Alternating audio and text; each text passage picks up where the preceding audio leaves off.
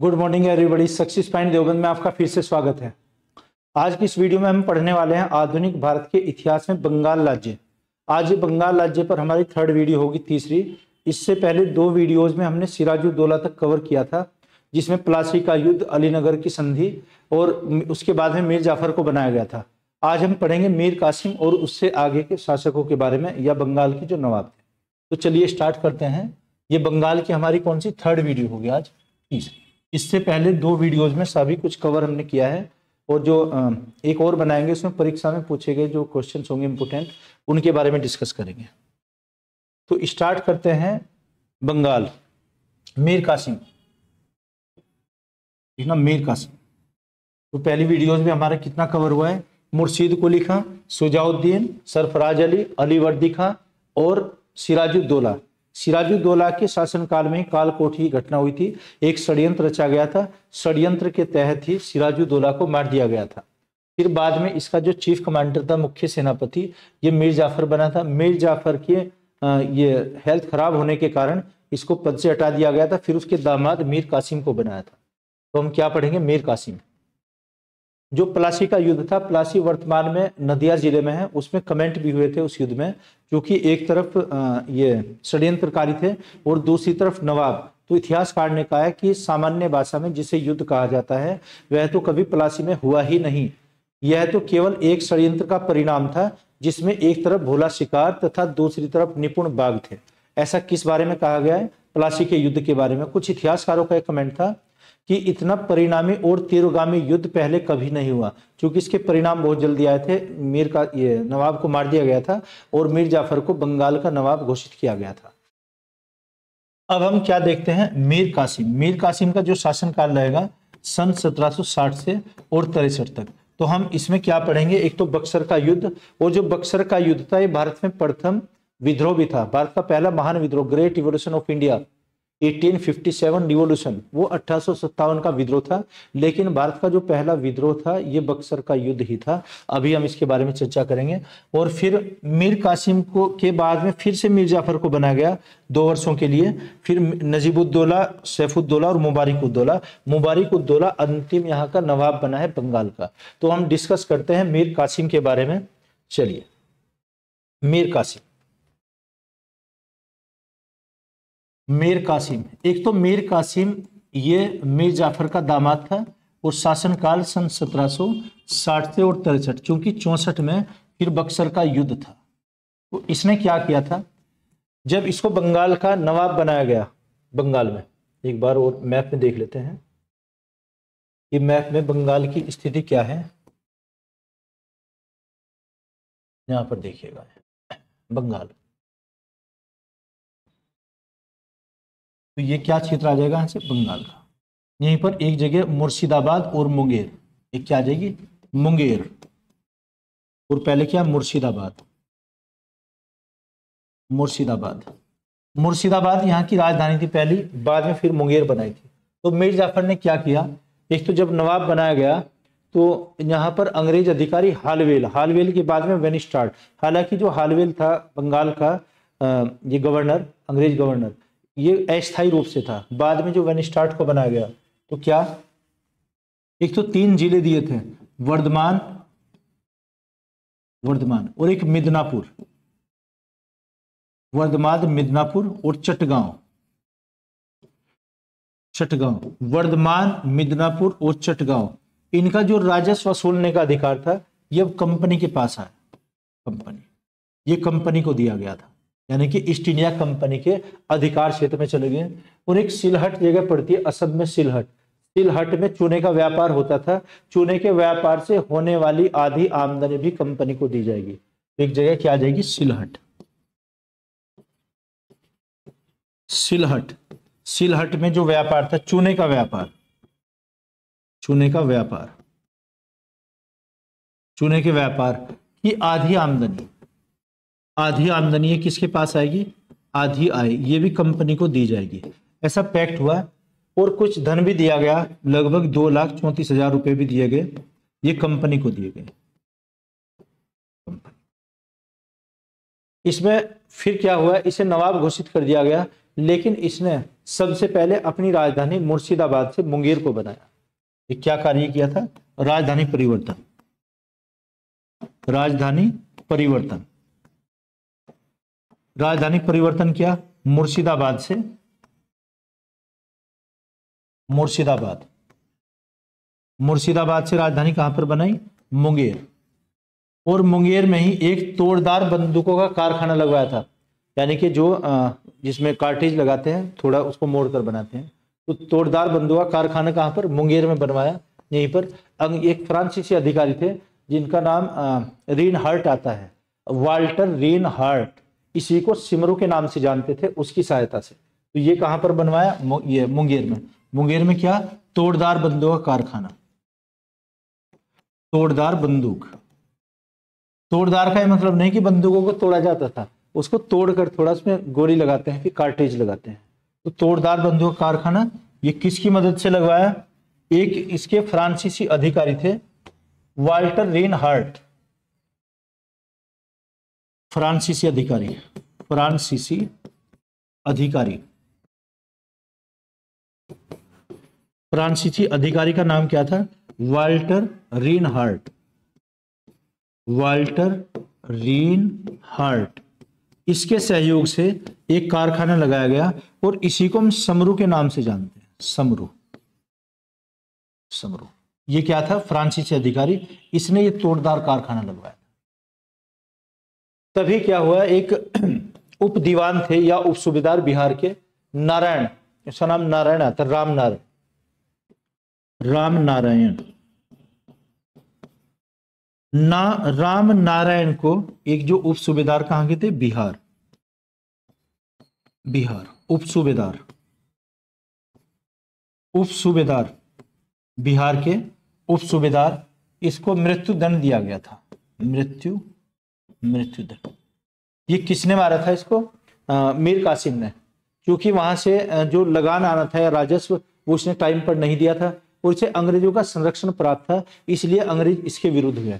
अब यहां से अंग्रेज विरुद्ध क्यों हुए, उसके दो कारण तो ये बनते हैं। क्या?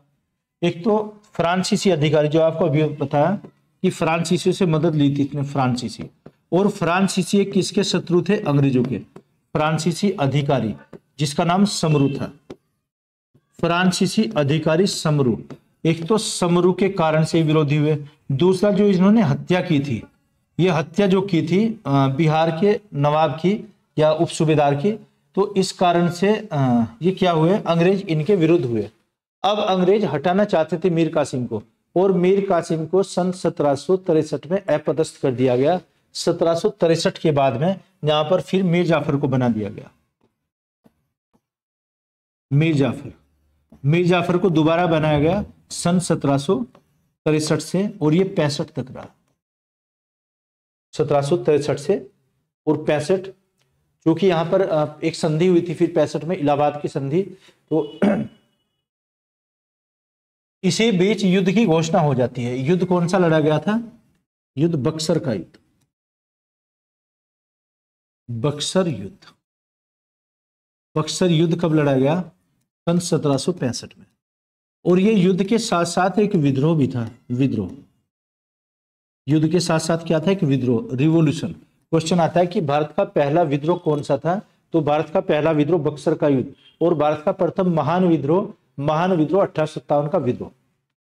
ओके, बक्सर का युद्ध जब लड़ा गया था किस किस के बीच में? मीर कासिम की सेना और अंग्रेजों के बीच में। अंग्रेज अधिकारी का नाम था हेक्टर मुन्नो, जो सेनापति था। हालांकि अंग्रेजों की इसमें विजय हुई थी, और इनकी तरफ से 3 संयुक्त सेना थी। किस किस की सेना? एक तो अवध के नवाब सुजाउद्दौला की सेना थी, और एक किसकी? मीर कासिम की। इसमें जो भारत के मुगल बादशाह थे शाह आलम सेकंड, वो भी मिले हुए थे। अच्छा, इसको विद्रोह क्यों कहते हैं? आप ये भी देखिए, विद्रोह क्या, युद्ध में और विद्रोह में क्या डिफरेंस होता है दोनों? युद्ध वो होगा जिसमें 2 सेनाएं आमने सामने होगी, एक बैटल फील्ड होगा, और एक उसमें युद्ध की समय सीमा रखी जाएगी कि किस समय पर युद्ध होना है, कहां पर होना है। दोनों देश आमने सामने होंगे या दोनों शक्तियां आमने सामने होगी, उनके पास एक आर्मी होगी या जैसा भी वो कोई भी उसमें फोर्स लगाना चाहते हो। ये तो क्या होता है? युद्ध। युद्ध को इंग्लिश में 2 नाम से जानते हैं, या तो वॉर कहते हैं या फिर बैटल कहते हैं। बैटल ऐसा युद्ध होगा जिसके परिणाम एक ही दिन में आ जाते हैं, वो तो बैटल होता है। तो बक्सर भी एक बैटल था, पानीपत के बैटल हुए हैं, तो पानीपत बैटल, और हम पढ़ते हैं जैसे कर्नाटक युद्ध, तो कार्नेटिक वार बोलते हैं उसको, 7 वर्षों तक चलता है। जो तीसरा युद्ध था कर्नाटक का, 3 वर्षों तक, सॉरी 7 वर्षों तक चला है, इसलिए 7 ईयर्स वार कहते हैं उसको, ये बैटल नहीं कहा जाएगा। बैटल वो होता है कि जिसके परिणाम एक ही दिन में आ जाए, वो तो बैटल हो जाएगा, और जिसके अनेक दिनों में होते हैं, एक से अधिक दिनों में, वो क्या होते हैं, वॉर होते हैं। तो वॉर और बैटल दोनों अलग अलग हैं, हिंदी में एक ही शब्द होगा युद्ध। तो युद्ध में तो दोनों सेनाएं आमने सामने होती हैं। और विद्रोह क्या होता है, रिवॉल्यूशन, विद्रोह है कि जब अपने ही व्यक्ति, अपने ही नागरिक, अपने ही देश के खिलाफ लड़ते हैं, वो क्या हो जाएगा, विद्रोह। तो ये विद्रोह क्यों था, क्योंकि अंग्रेजी सरकार ने ब्रिटेन से कुछ सैनिकों को बुलाया था यहाँ पर युद्ध के लिए। जो सैनिक ब्रिटेन से आए थे उनको दोहरा वेतन दिया जाना था, लेकिन क्लाइव ने दोहरा वेतन नहीं दिया था, उनको एक ही वेतन दिया था। और भी कई कारण हो सकते हैं, उनसे कार्य ज्यादा लिया गया, उनसे ड्यूटी के जो घंटे थे वो ज्यादा लिए गए थे, इसलिए वेतन में बढ़ोतरी नहीं की क्लाइव ने। तो उन अंग्रेज जो सैनिक आए थे वहां से, उन्होंने बगावत की थी अंग्रेजों के खिलाफ, इसलिए इसको श्वेत विद्रोह भी कहते हैं। श्वेत विद्रोह, विद्रोह कौन सा था, श्वेत विद्रोह, जो श्वेत सैनिकों ने किया था, श्वेत विद्रोह।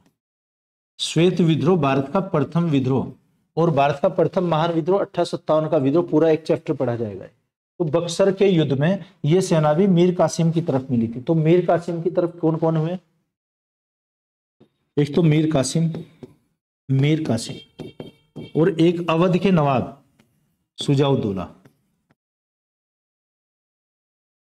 सुजाउद्दौला, और एक आ जाएगा यहां पर जो मुगल बादशाह थे, मुगल नाम क्या आ जाएगा, शाह आलम सेकंड, शाह आलम सेकंड। ये इनकी संयुक्त सेना थी।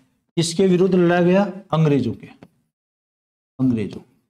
और अंग्रेजों का जो सेनापति था उसका नाम था Hector Munro, Hector Munro, Hector Munro. तो बक्सर का युद्ध, बक्सर आधुनिक कहाँ है वर्तमान में, बिहार में।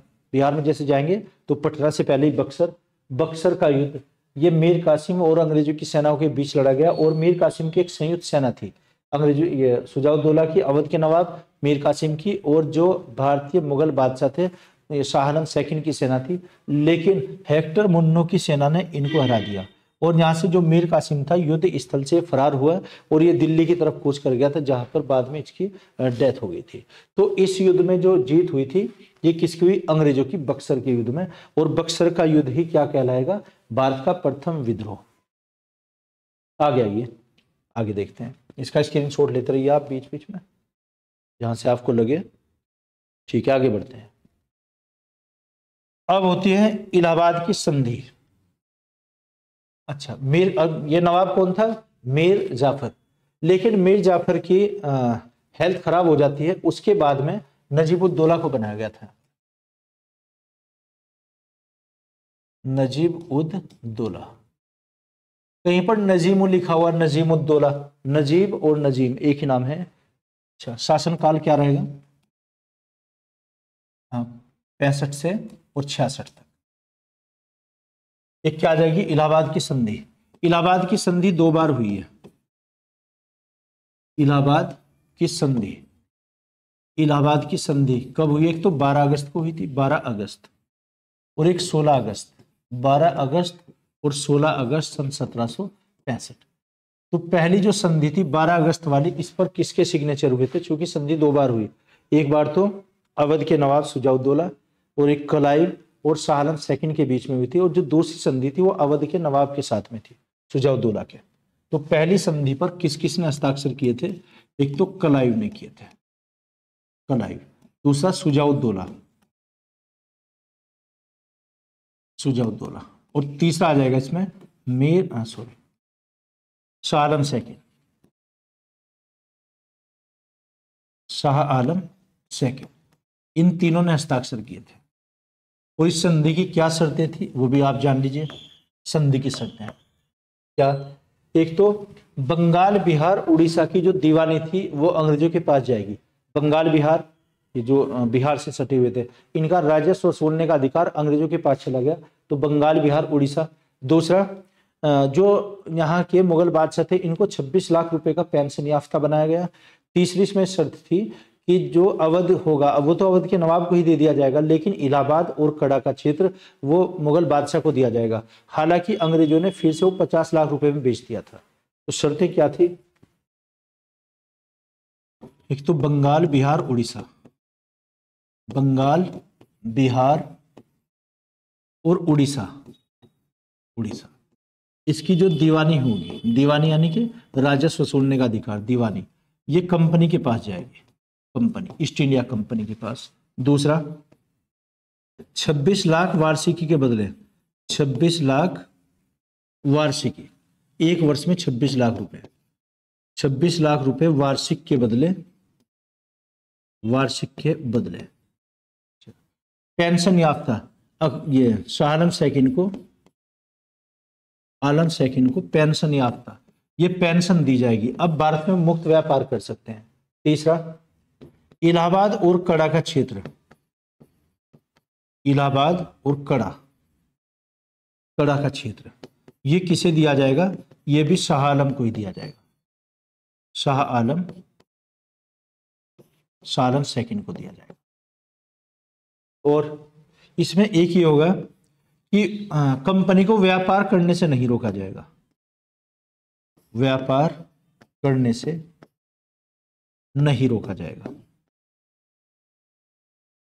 नहीं रोका जाएगा, ये था। तो ये इलाहाबाद की जो पहली संधि हुई थी 12 अगस्त को, ये तो शर्तें किसकी हुई? 12 अगस्त वाली की। अब जो 16 अगस्त को हुई थी उस पर किसके सिग्नेचर हुए? अंग्रेज अधिकारी क्लाइव के सिग्नेचर हुए, और एक उसमें सुजाउद्दौला जो अवध का नवाब था, उत्तर प्रदेश का नवाब, उसको क्या दिया गया था? शेष अवध दिया गया था, लेकिन इलाहाबाद और कड़ा नहीं दिया गया था। और कुछ और भी क्षेत्र थे वो युद्ध के हर्जाने के रूप में संपत्ति देगा। एक जो बनारस का क्षेत्र होगा, बनारस और गाजीपुर का, वहां पर एक और दूसरा कंपनी का विश्वसनीय एक पदाधिकारी नियुक्त किया गया। क्या शर्त है वो दूसरी, वो भी देख लेते हैं। जो दूसरी शर्त थी जो कब हुई थी? 16 अगस्त, 16 अगस्त सन 1765, ये इलाहाबाद की संधि। इस पर किसके सिग्नेचर हुए थे? एक तो क्लाइव के, क्लाइव, और दूसरे सुजाउद्दौला, सुजाउद्दौला जो अवध का नवाब था। एक जो इससे पहले संधि फर्स्ट वाली थी, इसमें एक और कमेंट भी किया गया है, एक कमेंट, कमेंट, कमेंट मिर्जा गुलाम ने किया, जिसने किताब लिखी ना सियारुल मुत्करीन। ये कहा है कि इस संधि को लागू होने में इतना भी समय नहीं लगा जितना एक गधे को खरीदने में लगता है। तो कमेंट किसका था? मिर्जा गुलाम का कमेंट था, मिर्जा गुलाम। मिर्जा गुलाम की पुस्तक का क्या नाम था? सियारुल मुत्करीन, सियार उल मुत्करीन, मुत्करीन, सियारुल मुत्करीन, जिसमें हम कालकोठी की घटना के बारे में, इसने मना किया कि कालकोठी की घटना नहीं हुई थी। वो लास्ट वीडियो में हमने व्याख्या उसकी की गई है, और जो बताया कि हालवेल ने इसका वर्णन किया है, बाकी मिर्जा गुलाम ने नहीं। तो खैर, इस संधि के बारे में इनका क्या कमेंट है कि इस संधि को लागू होने में इतना भी समय नहीं लगा जितना एक गधे को खरीदने में लगता है, क्योंकि उसका कोई मोल नहीं होता, कोई भाव नहीं होता। क्या कमेंट था? इस संधि को लागू होने में इतना भी समय नहीं, लागू होने में इतना भी समय नहीं लगा, इतना भी समय नहीं लगाया या लगा जितना एक गधे को खरीदने में लगता है, जितना एक गधे को खरीदने में लगता है। ये कमेंट किसका था? गधे को खरीदने में लगता है, ये कमेंट किया गया था मिर्जा गुलाम के द्वारा इलाहाबाद की संधि के दौरान। तो आप ये नोट करते रहिए, साथ साथ आगे बढ़ते हैं। दूसरी संधि किसके बीच में हुई? क्लाइव के और सुजाउद्दौला के। तो सुजाउद्दौला से क्या किया गया? कड़ा और इलाहाबाद, कड़ा और इलाहाबाद के अलावा, कड़ा और इलाहाबाद के अलावा शेष अवध सौंप दिया गया, शेष अवध नवाब को दिया गया। किसके? अवध के नवाब को, शेष अवध नवाब को दिया गया। नवाब कौन था? सुजाउद्दौला, नवाब को दिया। दूसरी एक ये शर्त थी कि बनारस और गाजीपुर के बीच में, बनारस या वाराणसी, बनारस और गाजीपुर, गाजीपुर जो उत्तर प्रदेश का पूर्वी क्षेत्र होगा गाजीपुर, तो बनारस और गाजीपुर इसका जो के बीच का क्षेत्र, के बीच का क्षेत्र अंग्रेजों के संरक्षण में रहेगा, अंग्रेजों के संरक्षण में, अंग्रेजों के संरक्षण में, एक ये दिया गया। तो यहां से क्या हुआ, हाँ, बनारस का और गाजीपुर के बीच का क्षेत्र, ये इसकी दूसरी शर्त थी। खैर क्वेश्चन ये आता है कि इलाहाबाद की संधि किस किस के बीच में हुई थी, अंग्रेजों के और मुगल बादशाह या फिर अवध के नवाब के बीच में। ओके, आगे बढ़ते हैं। फिर तो इसके नजीब-उद-दौला के बाद में कौन आया, फिर अल्फवैस पुत्र। लास्ट का अंतिम एक मुबारिक-उद-दौला हुआ है, मुबारिक-उद-दौला, मुबारिक-उद-दौला, मुबारिक-उद-दौला। इसका अगर शासनकाल देखें सन 1700 ये रहेगा 70 से लगभग 75। बस ये पूरा संरक्षण में, चूंकि ये तो कठपुतली बना हुआ था, कठपुतली, कठपुतली एक शासक था, तो 66 या 66 से 70 तक। तो इसमें ये अंतिम था। अगर ये क्वेश्चन आता है कि बंगाल का अंतिम नवाब कौन हुआ है, तो मुबारिक-उद-दौला, मुबारिक-उद-दौला आ जाएगा। और संस्थापक कौन था, मुर्शीद कुली खां। तो आज की वीडियो में हमारा ये तीसरी वीडियो बनी है इस पर, बंगाल पर। तो बंगाल में ये समाप्त हो जाता है लगभग कंप्लीट। तो आप पिछली वीडियो भी देख सकते हैं। और इसके बाद हम एक वीडियो जो बनाएंगे वो इनसे संबंधित जो राज्यों से, जैसे अवध आ जाएगा, सिख आ जाएगा और बंगाल, इन पर आधारित जो परीक्षाओं में क्वेश्चंस पूछे गए हैं उनकी एक नेक्स्ट वीडियो होगी बहुत जल्दी। तो खैर मैं आशा करता हूँ कि आपकी समझ आया होगा। अगर नहीं तो कमेंट बॉक्स में आप लिख कर बताइएगा। Okay, thank you.